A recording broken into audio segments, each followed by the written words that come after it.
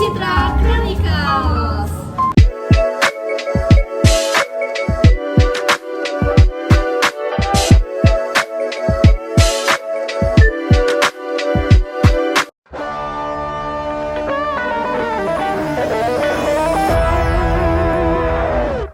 Oke guys, jadi kita ini mau sharing-sharing tentang topik yang sangat menarik banget guys, yaitu dampak dari interaksi antara desa dan kota, dampak positifnya, negatifnya, terus juga solusi dari hubungan antara desa dan kota ini ya.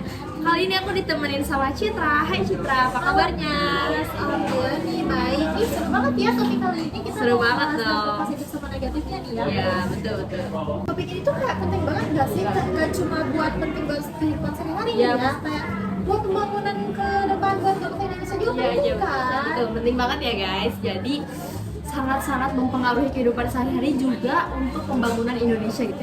Oke guys, sebelum kita lanjut nih ke topik pembahasan intinya, aku mau nanya dulu nih. Menurut kamu apa sih faktor dari atau penyebab gitu ya dari adanya interaksi antara desa dan kota ini? Pasti ada dong penyebabnya gitu. Iya pasti ada. Kalau menurutku nih ya alasan utamanya tuh karena desa sama kota tuh saling melengkapi Nas. Jadi kayak semisalkan di desa tuh kan ada sumber daya alam seperti pertanian dan bahan baku. Nah sementara di kota tuh ada ininya teknologinya gitu sama pasarnya tuh ada di kota. Jadi kayak mereka tuh saling membutuhkan gitu, saling melengkapi. Nah terus nih ya kalau suatu kota ataupun desa mengalami surplus bahan makanan ya, surplus bahan makanan. itu tuh kan kayak maka akan dipasok oleh satu sama lain gitu kan. Jadi kayak mereka tuh benar-benar harus saling melengkapi sih Nas. Iya betul, setuju banget nih. Iya, menurutku dampak positif dari interaksi ini tuh apa sih Nas? Banyak ya dampak positif dari interaksi ini tuh, cuman yang mungkin lebih sering dibahas gitu ya apalagi di masyarakat yang perlu ditanda kutip nih ada di sektor ekonomi. Kenapa di sektor ekonomi? Karena kan jelas-jelas tadi banyak hasil tani gitu ya dari desa, hasil tani, terus juga kerajinan, peternakan. Nah nantinya ini tuh bisa dijual lebih dijual ke kota dengan harga yang lebih tinggi. Nantinya pendapatan dari masyarakat desa tuh bisa meningkat gitu. Terus juga selain itu ya ada ini kesempatan kerja buat masyarakat desa, kesempatan kerja, terus juga peluang buat kerja di sektor industri dan jasa gitu. Betul ya, jadi desa tuh dapat manfaat ekonominya dari kota Ya ya. betul. Tapi kan nggak mungkin cuma ekonomi doang nggak sih, pasti ada yang lain kan? Ya pasti ada banyak ya. Terus dampak positifnya yang lain juga nih ada di perkembangan teknologi dan pengetahuan gitu. Kan teknologi udah mulai maju nih kok di kota. Terus juga nanti akibat interaksi ini bisa ngaruh ke desa. Aku pernah lihat gitu ya di channel YouTube gitu. Jadi ada petani muda gitu yang dia tuh memanfaatkan teknologi untuk membantu hasil taninya. Dia tuh bisa nyiram hasil taninya terus juga ngasih pupuk lewat handphone. Jadi Gitu ya? iya, jadi aplikasinya tuh di handphone terus bisa dikontrol gitu lewat Makin handphone. canggih nggak sekarang? Iya betul, canggih banget kan. Ya aku juga pernah dengar Wanas kak, sekarang tuh desa tuh makin banyak yang maju gitu. Contohnya kayak desa wisata nih, Iya, Bagendien desa wisata, iya. ya tahu kan Bagendien. Nah Bagendien itu kan itu di desa ya. Terus banyak Bagendien itu kan dijadiin tempat wisata gitu kan. Nah sekarang tuh banyak orang kota tuh pergi ke Bagendien tuh buat berwisata gitu kan. Itu Iya, sangat iya. mempengaruhi ekonomi di Bagendien itu Iya kan. betul betul, dibantu gitu ya Iya. sektor ekonomi pariwisatanya. Ya menarik banget ya. Nah kalau menurutmu dari segi sosial budaya ada nggak sih dampak positifnya? Ada dong dampak positifnya dari segi sosial budaya.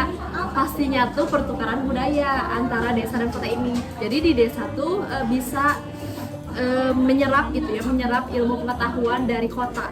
Kayak misalkan mereka tuh lebih bisa memanajemen usaha mereka, terus juga bisa belajar hal-hal lain yang lebih berkembang dan modern dari kota. Kalau misalkan dari desanya nih, nanti desa bisa memperkenalkan tradisi-tradisi ke masyarakat di kota gitu. Terus juga kan ada banyak upacara adat, kesenian-kesenian yang belum diketahui gitu sama masyarakat kota. Jadi ada pertukaran budaya antara keduanya gitu. Nah ini tuh menjadi simbiosis mutualisme banget kan. Oke lanjut nih ya. Pastinya tuh nggak cuma dampak positifnya ya, pasti ada dampak negatifnya. Menurut kamu apa dampak negatif dari interaksi hubungan ini gitu? nih ya, dampak negatif itu cukup signifikan loh Mas. Oh iya. Ya, salah satunya tuh kayak urbanisasi nggak sih? Oh iya betul. Ya, kayak tadi kamu kan bilang nih pendidikan, akses pendidikan di kota tuh lebih Mudah. ya, lebih mudah ya. Nah, jadi di desa tuh, di orang-orang desa tuh banyak yang memilih buat kerja sama bersekolah tuh di kota Mas. Karena kayak mungkin ya aksesnya tuh lebih mudah Ya, ya. aksesnya Contohnya lebih tuh mudah. gak usah jauh-jauh guys, contohnya itu teman kita Sabila. Dia kan orang desa. Iya, ya. Sabila orang Singajaya kan. Iya Aja ya, dia tuh malah sekolah di kota gitu. Iya, Ya, karena mungkin Padahal di desa juga banyak gitu ya, sekolah-sekolah yang iya, bagus. lebih bagus gitu. Mungkin karena itu tadi ya, aksesnya lebih mudah gitu guys. Nah akibatnya tuh ya di desa tuh jadi kekurangan penduduk, jadi gitu loh, tenaga kerjanya juga jadi kurang produktif Nas. iya. Sementara di kota nih ya malah jadi adanya kepadatan penduduk gitu, sama kriminalitas juga Nas, parah banget ya. Banyak juga jadi permukiman yang kumuh gitu ya. Aku tadi nemu datanya nih guys dari apa ya kalau nggak salah tuh nih disebutin berdasarkan data BPS urbanisasi di Indonesia tuh meningkat pesat. Jadi pada tahun 2020 itu lebih dari 56% tuh Nas penduduk Indonesia tuh tinggal di kota. Bener juga ya. Bayang nggak sih di desa sepinya? Jadi mungkin di desa tuh kehilangan tenaga kerja produktifnya karena tadi ya pada pindah pada urbanisasi ke kota gitu ya. Iya. Kayak ini gak sih di Jakarta? Iya. Nah di Jakarta kan Jakarta itu udah termasuk kota megalopolis ya. Iya. Kalau dalam aspek geografi gitu. Iya. Nah karena mungkin emang udah maju gitu ya. Iya. Apalagi udah termasuk sama Jabodetabek gitu. Udah maju ya, udah modern gitu. Udah diakses, tapi itu dia negatifnya. Jadi banyak kriminalitas, terus juga banyak pemukiman yang kumuh. Lama-lama itu bisa ke Tiranopolis atau bahkan ke Nekropolis gitu ya. Makin parah ya. Makin parah gitu kerusakannya. Terus selain itu dampak negatifnya lagi, menurut kamu yang perlu diperhatiin nih gitu? Yang perlu diperhatiin tuh apa ya, kerusakan lingkungan kali ya. Kerusakan lingkungan, oke. Gimana tuh? Sumber daya alam di desa tuh nih ya malah sering dieksploitasi sama kerusakan lingkungan. Kayak sumber daya desa itu kan sering dieksploitasi sama kebutuhan kota nih ya. Contohnya tuh kayak lahan pertanian di desa nih malah dialihfungsikan jadi industri pabrik gitu loh. Yang lebih parahnya lagi ya teman-teman, ada limbah-limbah pabrik tuh ya di kota, dibuangnya tuh ke desa Mas. Jadi malah bikin pencemaran di desa tuh jadi jelek gitu, jadi buruk kan. Pencemaran udara, tanah, air, udah mah ya pasti limbah-limbah tuh parah banget. Nih Guys. ada datanya juga nih sama Oh, nih ada dari datanya lagi, guys. dari BPS juga. Jadi menurut BPS tuh pada tahun 2021 sekitar 4.496 desa atau kelurahan di Indonesia mengalami pencemaran air akibat limbah pabrik guys. Jadi pencemaran air akibat limbah industri dapat merusak ekosistem gitu, seperti yang terjadi di Kali Surabaya nih sama di Kali Tengah gitu Mas. Oh belum deh. Berarti soal lingkungan ini tuh sangat serius ya guys, isu yang sangat serius. Aku juga pernah denger deh, pernah baca deh kayak ada artikel yang nyebutin kalau eksploitasi dari desa besar-besaran ini tuh bisa mengancam ketahanan pangan. Gitu ya. Ya ini ada datanya, kalau nggak salah ada deh. Mana ya? Oh iya nih. Data dari Dinas Kabupaten Bekasi, lahan pertanian menyusut sekitar 1.500 hektar per tahun tuh. Pada 2014 masih ada 52.000 hektar, sementara pada 2017 ini jumlahnya berkurang menjadi 48.000 hektar. Nah, lahan-lahan pertanian ini beralih fungsi menjadi kawasan perumahan ataupun kawasan industri tadi. Parah banget ya, jadi lebih nanti di desa tuh lebih terkikis terus-terusan, nanti nggak ada dong ya desa tuh. Terus selain itu gimana dampak negatifnya dari sosial budaya, aspek sosial budaya nih?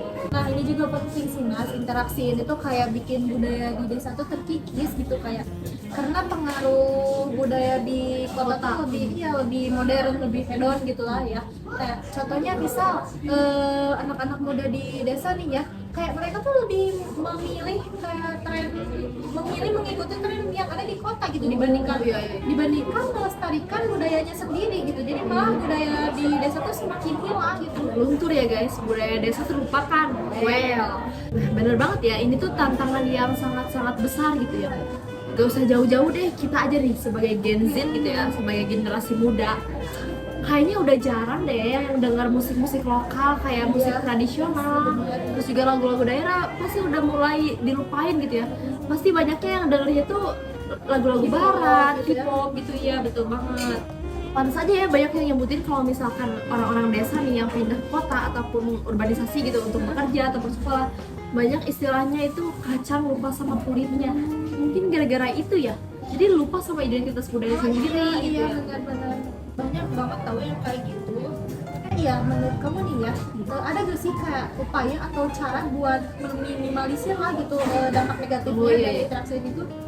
Ada ya guys, dari Pemerintah lah contohnya ada dari nggak sih? pemerintah gitu ya. Oke, dari kebijakan pemerintah ya gitu untuk meminimalisir dampak negatif ini, terus juga untuk memaksimalkan dampak positifnya. Salah satunya tuh yang aku tahu ya, ini nih, karena kan kita tuh sekarang tuh sedang dijabat sama presiden baru ya dari Pak Prabowo. Nah, jadi beliau tuh kan bawa program kerjanya itu pembangunan berkelanjutan. Nah, di mana ini tuh kebijakan ini tuh bisa diterapkan untuk meminimalisir dampak dari interaksi negatif ini, kayak pembangunan berkelanjutan. Nah, dari pemerintah sendiri bisa mengembangkan desa menjadi lebih potensial gitu. Semaksimal mungkin lah desa tuh dimanfaatkan gitu, dibantu sama yang juga di kota gitu sama pemerintahnya. Terus juga selain itu, misalnya nih kayak ada program pemberdayaan ekonomi pariwisata gitu. Nah kan sekarang banyak ya desa wisata yang tadi kamu sebutin, situ Bagendit ya. Terus juga selain itu ada mungkin di Papandayan, teras Papandayan, kan itu termasuk desa ya Papandayan. Nah, dimanfaatkan tanpa menghambat kegiatan masyarakat lain gitu. Jadi memaksimalkan sumber daya alamnya gitu. Setuju sih, setuju. Desa dan kota juga harus saling menghormati perbedaan budaya nggak sih Nas? Iya. Jangan lupa juga nih pendidikan sama pelatihan buat warga desa. Jadi karena kalau misalkan sumber daya manusia di desa lebih maju nih ya kan jadi nggak perlu ada urbanisasi ya kan? Iya, benar. Karena menurutku nih ya impactnya yang paling besar tuh yang paling berpengaruh itu ke desa Nas gitu.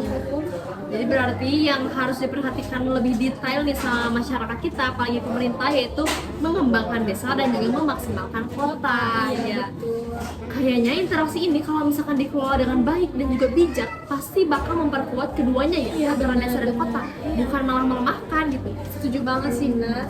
Betul obrolan kita udah panjang banget nggak Iya sih? ya, panjang banget, seru banget gak sih? Tapi kali ini tuh bener seru banget sih. Seru banget ya, manfaatnya pasti banyak banget Banyak banget buat kita, Iya. apalagi yang denger nih. Ya makasih ya udah sharing-sharing. Oke, kayaknya podcast kita kali ini dicukupkan sampai sini aja ya. Makasih banyak buat Citra yang udah sharing-sharing sama aku. Oke guys, kalau gitu sampai jumpa di lain episode. Bye-bye.